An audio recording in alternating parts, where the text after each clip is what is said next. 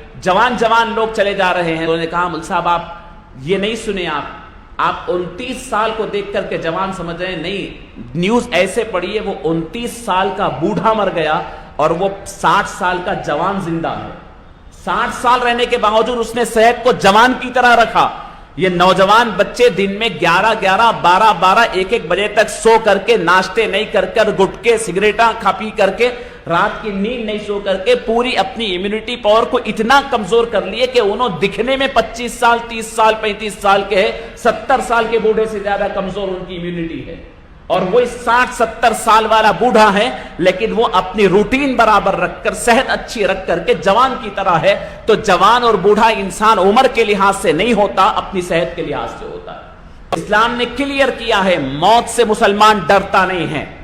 आप तैयारी कीजिए, बहुत अच्छा मौका है। आप अपनी वसीयत लिखकर अपने बच्चों के हवाले कर दीजिए। अपने बच्चों को अब बिठा करके रोजाना कलीमे तौहीद के विर्द कीजिए, अपने खजा नमाज अदा कीजिए। वबा चल रही है, कोई भी जा सकता है।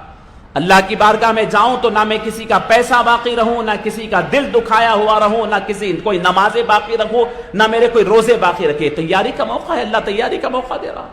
कितने दोस्त अहबाब हमारे चले गए, उनके वैसे ही चीजें बाकी थी होंगी। तो कोशिश डॉक्टर्स जान बचाने की करेंगे, आपको अपने रिश्तेदारों के ईमान बचाने की कोशिश कर दी। तो आप जहनी तौर पर तैयार रहें, जहनी तौर पर तैयार, खौफ तारी होने ना दे। अभी भी बहुत सारी कौम हमारी एक्सेप्ट करने पे नहीं है। जिस वक्त आप एक्सेप्ट करेंगे उसके दूसरे रोज से आप उसकी तैयारी शुरू कर आप उसके काम में जुट जाएंगे कि दूसरा तरीका क्या है। इस्लाम इसकी इजाजत देता है, एक्सेप्ट कर लें, ये बीमारी आ चुकी है, नुकसान पहुंचा रही है, अब आपको इसके साथ कैसे जीने हैं, एहतियात कैसे करनी है। तो एक्सेप्ट कीजिए और एक्सेप्ट कर आगे बढ़िए। बहुत सारे लोग आज एक्सेप्ट नहीं कर रहे हैं, देख रहे हैं कि वो क्या है कि वो ऐसा मर जा रहे हैं, वो दवाखाने वाले मार दे रहे हैं, वो इंजेक्शन दे के मार दे रहे हैं, वो फलां से। अरे कुछ भी होगा, बीमारी आ गई है, दुनिया भर के अंदर आई है, अब आपको तैयारी करनी है। क्या तैयारी करनी है मैं आपको बता देता हूं। दुनिया ये कहती है, ऐसे कई वायरसेस दुनिया के अंदर आए हैं पहले, 100 साल पहले। उसका मामला क्या होता है, तकरीबन 70% लोगों को जब तक मुतासिर नहीं करती है, डाउन नहीं होती। 70% लोग। अब आप ये सोचिए कि मैं 30% के अंदर हूंगा, हो सकते हैं, या 70% में भी हो सकते हैं। ये मुतासिर करेगी, आएगी और जाएगी। उस वक्त तक इसका जोर नहीं टूटेगा। अगर वो 70% आप 1 महीने में तकमील कर दे, नेक्स्ट मंथ से आप नॉर्मल। वो 1 महीने में नहीं, 2 साल में तकमील करे, 2 साल तक आप चलेगा।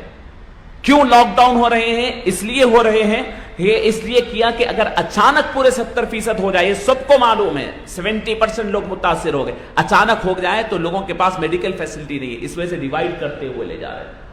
अब हमको क्या करनी है? मुझे नहीं हो, मुझे नहीं हो, मुझे नहीं हो बोलने से आप हकीकत तक नहीं पहुंचने वाले।